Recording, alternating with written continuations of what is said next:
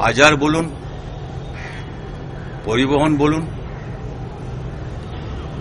School বলুন, এই সব জায়গায় তৃণমূলের বন্ধ চলছে আজকে, এবং সেই বন্ধ কতদিন চলবে কেউ বলতে পারে না।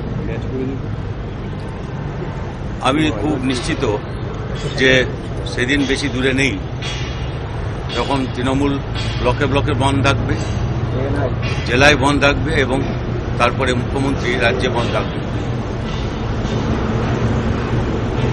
ঘটনা যা ঘটছে তা আমাদের স্মরণ করিয়ে দিচ্ছে যে ইতালিতে কালো শার্ট পরা ব্ল্যাক শার্ট ভলেন্টিয়ারদের, ঘটনা যা ঘটছে তা আমাদের স্মরণ করিয়ে দিচ্ছে জার্মানিতে হিটলারের নাৎসি ঝটিকা বাহিনী, স্টর্ম ট্রুপার্স,